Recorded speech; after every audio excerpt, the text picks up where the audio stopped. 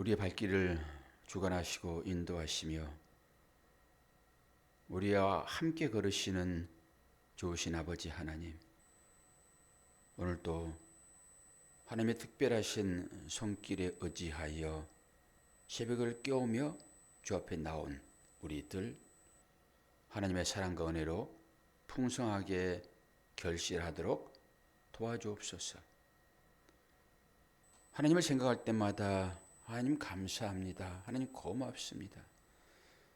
하나님의 은혜 아니면 살아갈 수 없습니다. 라고 고백하는 우리들 되게 도와주옵소서.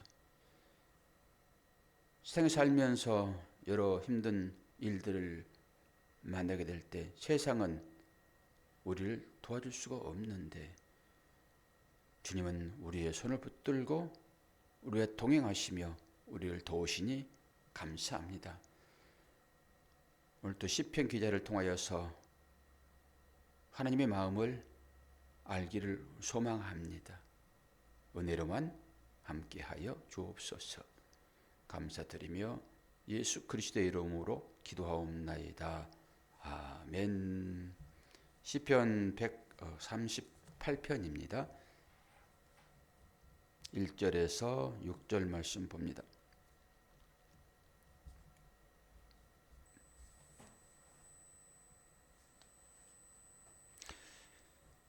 다윗의 시. 내가 전심으로 주께 감사하며 신들 앞에서 주께 찬송하리이다.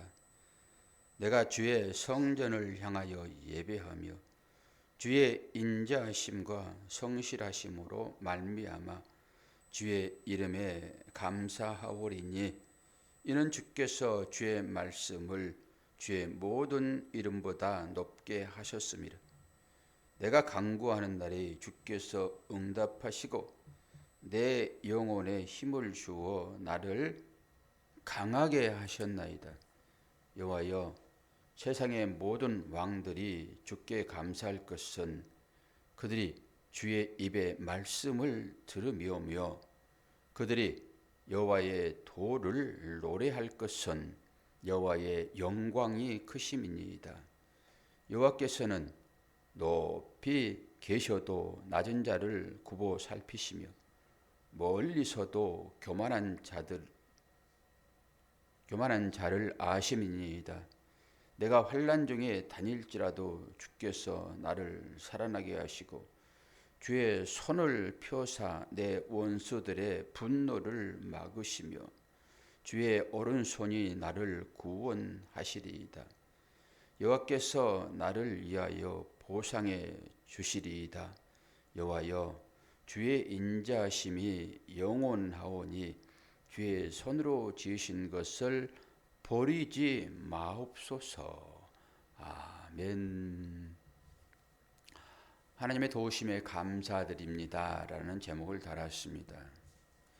1절에서 3절을 보게 되면 내가 주께 찬양하리이다 라는 소주제를 달 수 있고 4절에서 5절을 보게 되면 모든 왕들이 주께 감사할 것은 하나님은 전 세계의 하나님이시며 따라서 세상의 모든 왕들이 찬양을 받기에 왕들에게 찬양을 받기 합당하다라는 주제요.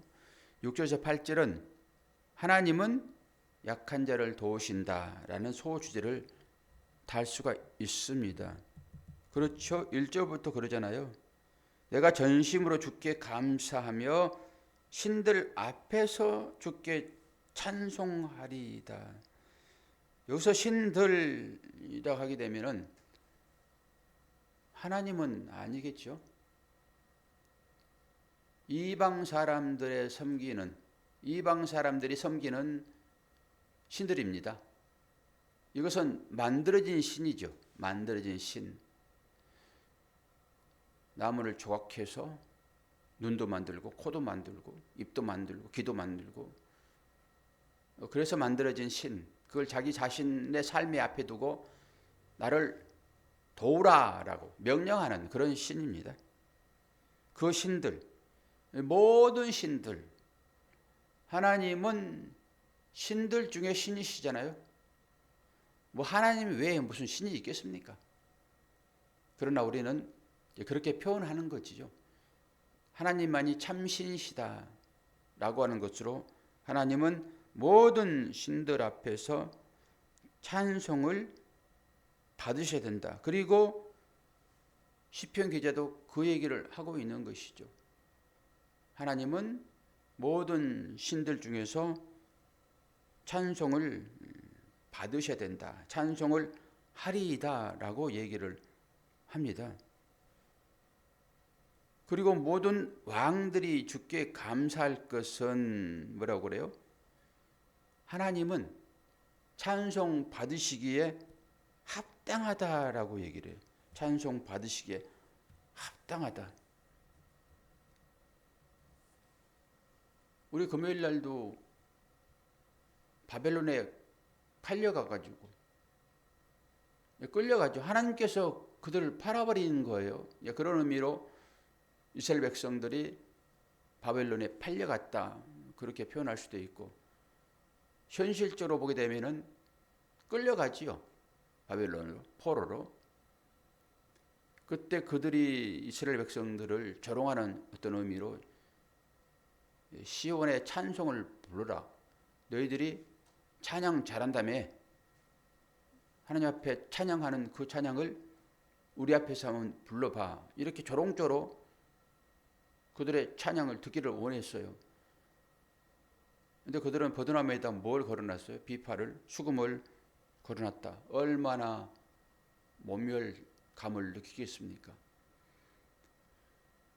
지금 세계적으로 전쟁이 일어나고 있고 끝장을 보려고 하는 그 일들이 이제 일어나고 있잖아요. 이게 신들의 전쟁입니다. 그 전쟁을 우리가 대신할 수도 있어요. 신들의 전쟁이에요. 모든 전쟁은 하나님께 속해 있다 얘기를 하잖아요.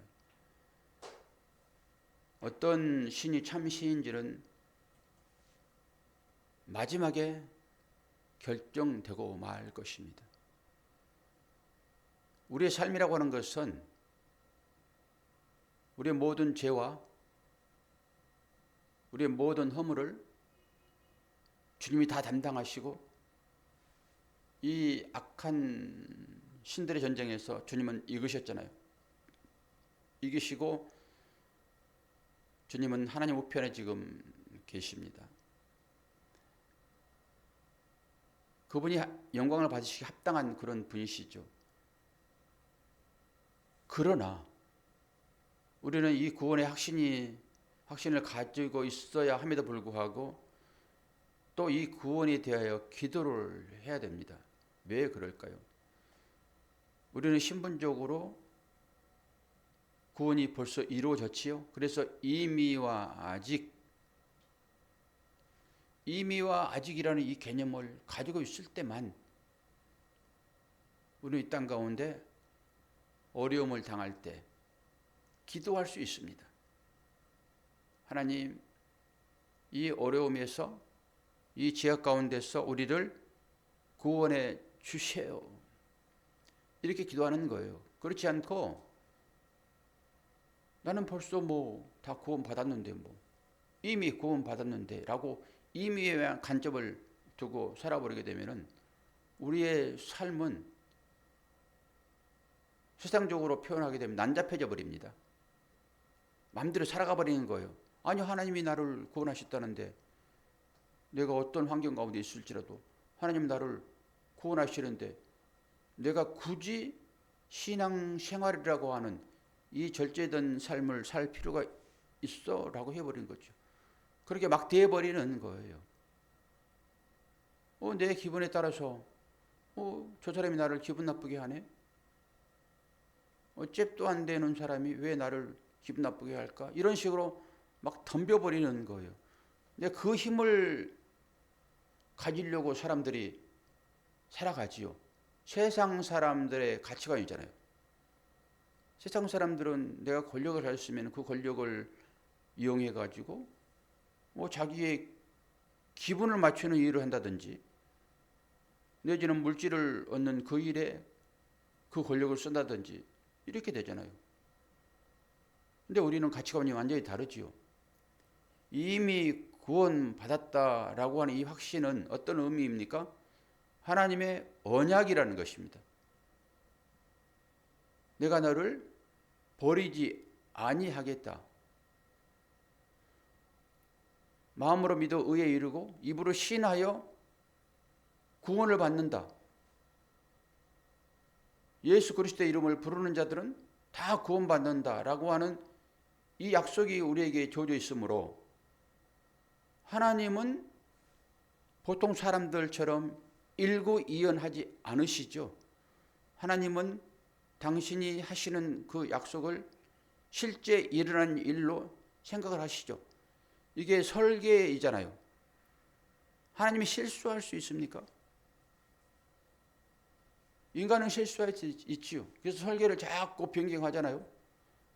실제 건축을 하면서 여러 가지 난관에 봉착하기도 하고 그럴 때 설계를 변경하잖아요. 설계사가 완벽하지 못해서 그러지요. 그러나 하나님은 온전하시고 완벽하시고 완전하시잖아요. 그래서 한번 설계를 하시게 되면은 변경할 필요가 없죠. 우리를 그렇게 구원하시겠다라고 하는 하나님의 언약, 이것을 붙잡고 있느냐? 이것을 믿음으로 내가 가지고 있느냐? 그러면은 나는 마지막 완성의 때에 하나님의 나라에 있겠네라고 하는 믿음인 것입니다. 그러나 우리가 완성된 건 아니잖아요. 지금 지어져 가고 있는 그런 실정이니까 하나님 앞에 기도해야 되는 것입니다. 어떻게 기도해요? 하나님, 우리를 죄에서 구원해 주시옵소서. 다른 얘기로 그 구원을 완성하신 그 십자가의 사건을 내가 믿게 하여 주시옵소서 라고 기도하는 것입니다.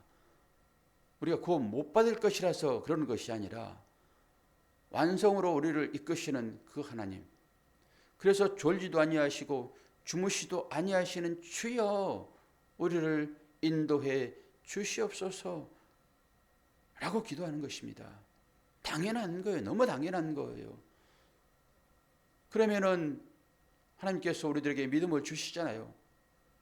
하나님의 언약이 내 마음 가운데서 숭글숭글 올라오잖아요. 약속하심이 믿음으로 드러나잖아요. 그때 우리 마음 가운데 평강이 있는 것입니다. 시편 기자도 그래서 이렇게 기도하는 거예요. 마지막에 어떻게 기도를 하십니까? 여호와께서 나를 위하여 보상해 주시리이다. 여호와여 주의 인자심이 영원하오니 주의 손으로 지으신 것을 버리지 마옵소서. 내가 너를 떠나지 아니하겠다라고, 버리지 아니하겠다라고 우리는 언약을 받았잖아요. 근데 구약적인 표현에서는 뭐예요? 주의 손으로 지으신 것을 버리지 마옵소서. 얼마나 멋진 표현입니까? 하나님께서 우리를 지으셨잖아요.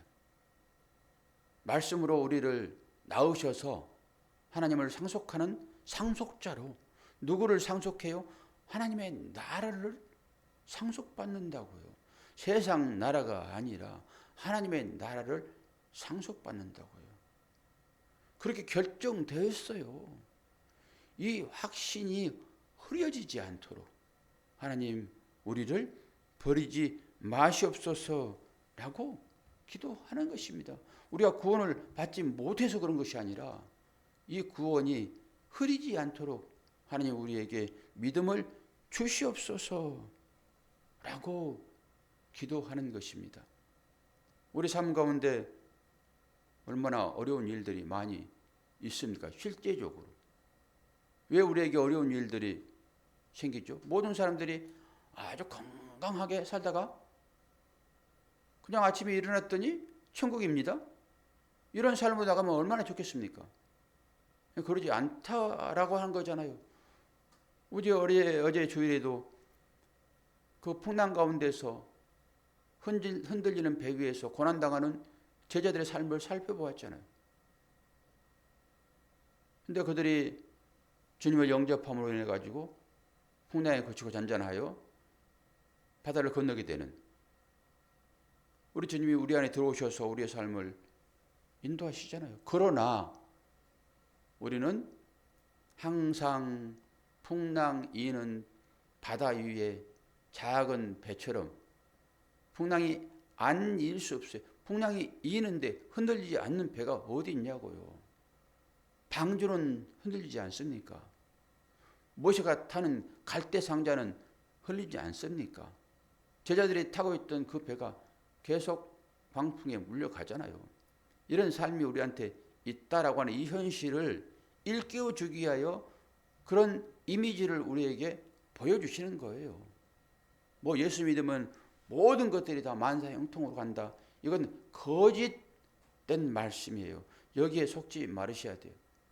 모든 사람들이 다 요동치는 바다 위에서 예수님을 선장 삼아 살아가는 것입니다. 그 바다 가운데서 예수님은 어떻게 해요? 주무시잖아요. 평온을 누리잖아요. 그 예수님을 우리가 믿고 사는데 우리도 그 예수님을 닮아야 되잖아요. 어떤 환경이 있을지라도 요동함이 없어야 되잖아요. 그래서 그 마음 유지하기 위하여 우리가 새벽에 깨우는 것입니다. 아무 일도 일어나지 않게 해주시옵소서라고 기도하는 것이 아니라 흔들리는 이 배 가운데서도 주님 중심 잃지 않도록 크게 멀미나지 않도록 멀미 때문에 이 배에서 이 구원의 배에서 내려버리지 않도록 하나님 우리를 꽉 붙잡아 주시옵소서. 주위 환경이 우리를 녹록지 않게 합니다. 개인적인 인간 사회에서도 그렇고 여러 가지 유혹도 그렇고 야 시온 백성 찬양 좀 해줄래? 그리고 세상의 왕들은 하나님의 자녀들을 조롱한다고요. 너 실력 있는데 왜 그렇게 살아? 그렇게 맨날 납작 엎드려서 죽은 듯이 살아. 너도 용기를 한번 내봐. 어깨를 한번 들썩여봐. 머리를 한번 쉬어봐. 라고 세상은 우리를 유혹해요. 그리고 어떤 경우에도 넘어지지 말아야 될 것은 배에서 내리는과 동시에 끝나는 것이기 때문에 그렇습니다. 우리는 벌써 이제 성선에 있어요. 노아의 방주의 문이 닫혔다고요. 거기에 들어가 있습니다. 안에서 아무리 두들겨서 열어달라고 해도 하나님 안 열어주시고요. 밖에서 그 홍수를 만나가지고 우리 물에 빠져 다 죽게 되었다. 노아야 문 좀 열어줘 해도 안 돼요. 결정된 거라고요. 우리 이런 사실들을 알고 있잖아요. 그런데 언제 그들이 구원받을지를 모르니까 우리는 항상 문을 열어놓고 그들을 다 받아들이는 거죠. 다 용서하는 거죠. 용서는 무엇입니까? 내가 화를 안 내는 것입니다. 우리에게 어떻게 이렇게 화가 많은지죠. 조그만 기분 상하면 속에서 이 화가 올라오는데 신기해요. 이 땅에 사는 동안은 계속 그 일들이 우리에게 일어날 것입니다. 잠재울 수 있는 유일한 방법은 주님의 능력이 필요해요. 말씀의 말씀.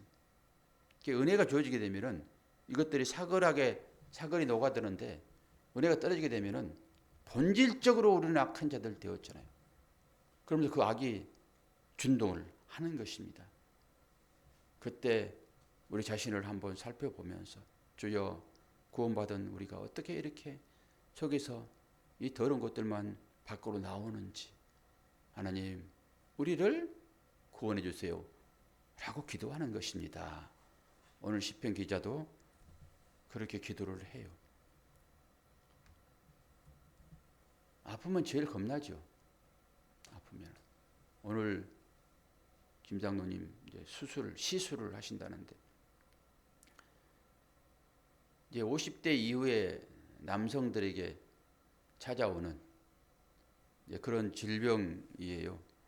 이게 이제 전립선이 비대해져 가지고 오는, 밤에 소변을 자주 누게 되고, 또 소변을 보고 싶은데도 소변이 잘 안 나오고, 이런 여러 가지 원인들이 이제 삶으로 찾아오니까 힘들지요. 여성분들에게 있는 병이 아니라 50대 이후의 남성들에게 있는 질병이에요.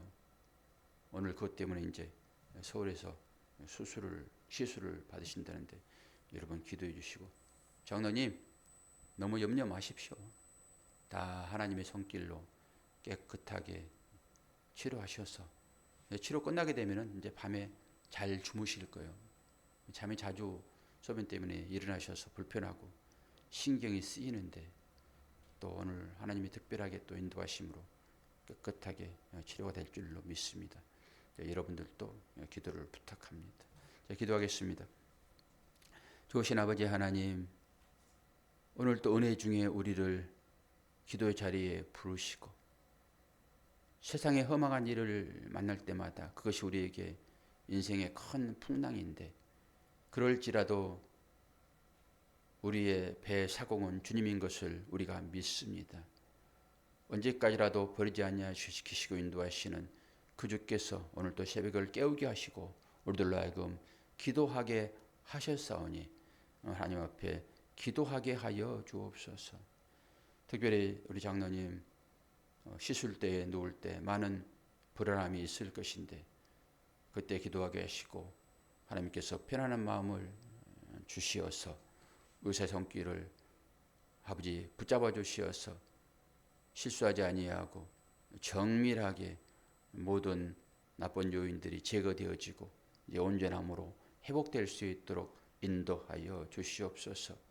우리는 기도할 따름이오니 하나님의 손길에 모든 것을 맡기게 하여 주옵소서.